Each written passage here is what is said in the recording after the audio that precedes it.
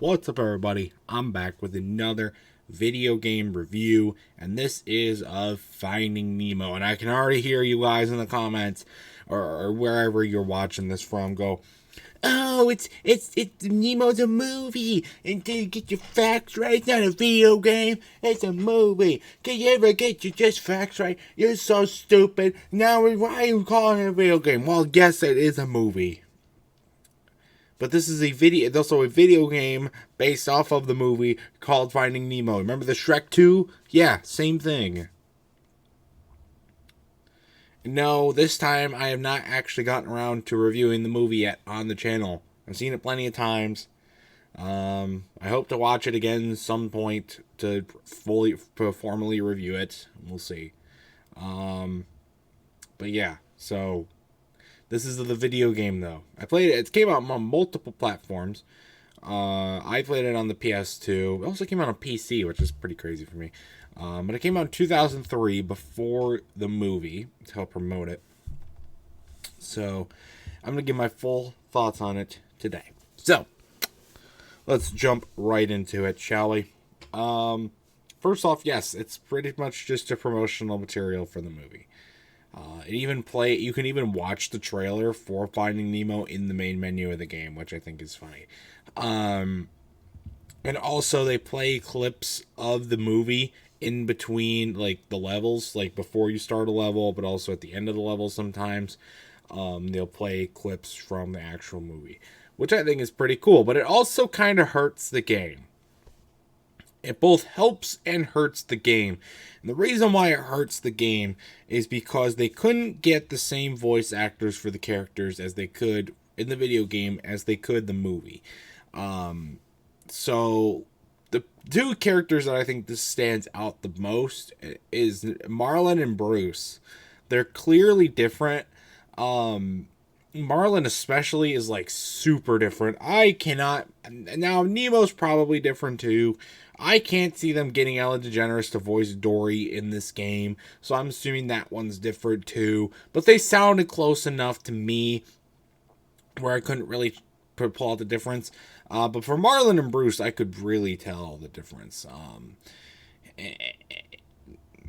Now, it has been a while since I've seen the movie, but Marlin's is clearly different. Bruce, I think, is different even in the movie clips, which is crazy to me. It just does not sound like the Bruce that I remember. Then again, it's been a while since I've seen the movie, so it could be different. It could be the same.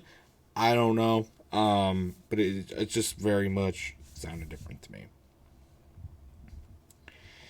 Let's talk about the animation, because you can clearly tell that there's a difference in animation between the movie clips and the actual gameplay. And I get that, right? There's not as high of a budget. I can excuse that, but this doesn't make the animations, like, excusable. It's still bad animation. First off, all the characters look like they're on crack, especially Marlin, who you probably play in the game the most. So especially in cutscenes, like, his eyes are like wide open, and I get like fish eye structure is like different in for fish than they are people, but it doesn't help your case again when the movie clips show it what the eye structure is supposed to look like, and then you've got Marlin who's like fucking baked out of his mind on fucking methamphetamines and hemorrhoids. Okay. Bruce, same thing. He's supposed to be high, though, because he gets high on the blood. Dory looks like she's just fucking out of it the whole time. Nemo looks like he's been fucking jacked up with crack since before he came out of the womb. It just does not look right. It looks kind of creepy, to be honest, in because there's like scary levels in this game too, and when you get those characters in these scary levels, holy fuck, dude, it can just scare the shit out of you. But yeah, it definitely looked, to summarize the game design animation, looked very cheap. It looked very cut corners, rushed, not very well done. And let's talk about the levels. The levels are interesting. There's 18 of them, so what I do is I usually look at how many levels there are in the game before I play it, to get a grasp of how long it might take me and like how I can structure my playing time for the game. And I saw that there are 18 levels for this game. Remember, when you did the Shrek 2, there were only 11. Those levels were a lot more drawn out with a lot more aspects into them. This game was not. This game definitely felt. The levels were for the most part short. And I say that for the most part because the first 6 levels of the game are incredibly short. You can knock them out if you know what you're doing. If you know what you're doing, you can knock them out in 10 minutes. The first 6, that's a third of the game that you can knock out in 10 minutes. But it will take twice as long to knock out those 6 levels combined as it will to do the 7th level, the submarine. Guaranteed. Because they just absolutely jack up the difficulty for absolutely no reason. There's the Bruce chasing, and then there's also puzzles that you got to do, and mazes you got to go through. And then they continue to do that theme for the whole rest of the game. When the fish tank, and then out in the water treatment facility. I mean, you are just going through all these phases and muzzles and getting chased, and it really just, they jack it up so much. It really just becomes super difficult. The jellyfish jumping, oh my good God, the jellyfish jumping race in Dory. And that's another thing about the levels. Not only are they definitely not geared towards kids, like difficulty-wise, not geared towards kids after level 6, they're also super repetitive.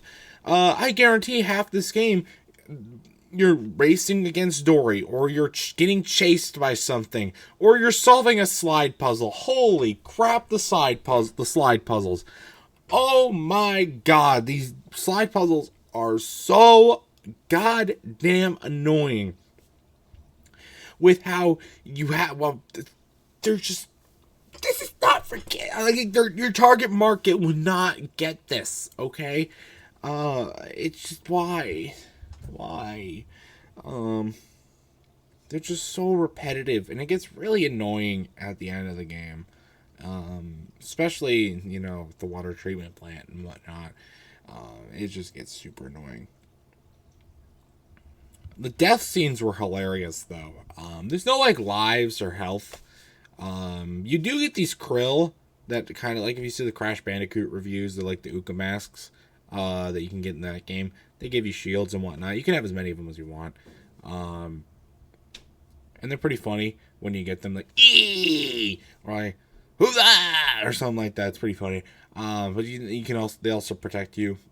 But so annoying with the krill, though, is you would think, oh, you get hit by something, one of them goes away. No, you get hit by something, one of them can go away, 5 of them could go away, all of them could go away, depending on how many you have. So it's very inconsistent how they punish you for getting hit for losing krill. Which is annoying, I guess. But yeah, but then otherwise you don't have any lives or whatnot, so you don't have to worry about that. But the death scenes are so funny, like when Dory dies and when he hits by a crab and the crab comes up behind her and fucking grabs her and pulls her down below the screen, or when Nemo just fucking has a seizure and dies right on screen, or when Marlin gets dragged away in the prisoning jaws of the anglerfish. Or when Bruce attempts to kill them and then they end up missing, but it still counts as a death animation anyways, even though nobody died. Like, what the fuck? My favorite ones, though, are let me talk about the most impractical obstacle in this game. And get ready for this, okay? Take into context that this is a Finding Nemo game. And there's fire.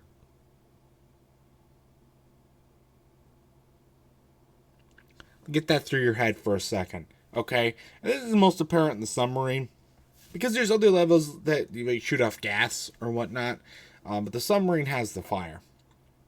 We're underwater. Why is there fire? And when I say there's fire everywhere. Every little corner, every nook, every cranny, anywhere that's anywhere has a fire, launcher thing. Why? What I want to know. Fuck that. Fuck the fire. Why is there fire? Um,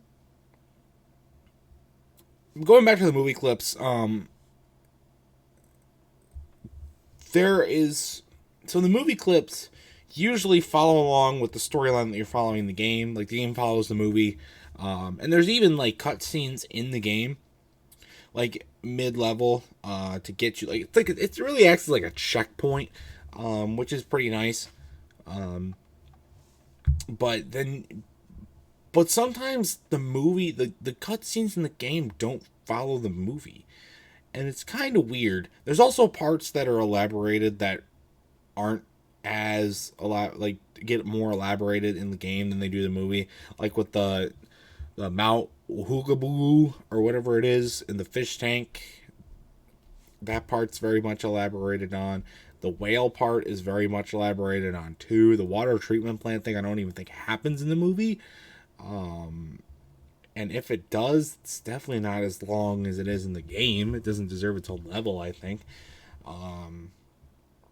So there's definitely a lot of inconsistencies, and it makes it very jarring and not. It looks rushed at the end of the day. It makes it seem like it was cheaply thrown together, rushed, not coordinated at all. And that's my problem with it. But and that's my overall thoughts on the game. Let me look at my notes here. Overall, this game didn't take me very long to beat. I could have definitely beat it in one day if I had the time or the motivation to do so. And it's definitely not, by far, it's definitely not one of the harder games I've ever played in my life. But the levels just seem pretty stupid. And this game does not attest to its target demographic, I think, at all. And that's a problem when you don't reach your target demographic in a kid's game. My final score, though, for Finding Nemo, I'm going to have to give it probably a good 5 out of 10. There's been mixed reviews on the game, and let me just give it a mid review. Mid review. This is a top tier review, but I'll give it a mid score. How about that? Middle of the road kind of thing. So that's going to do it for this game review, and that's going to do it for this video. Stay tuned for much more amazing content. If you've ever played this game on the PS2, it also came on like Game Boy Advance, GameCube, I think, PC, which like I said was weird. Then this game came out on PC. I think it came out on the Xbox too. But I'd love to, if you played this game though, I'd love to know your thoughts about it in the comments section down below. And so yeah, stay tuned for much more amazing content. Until next time, I will see you guys later. Goodbye.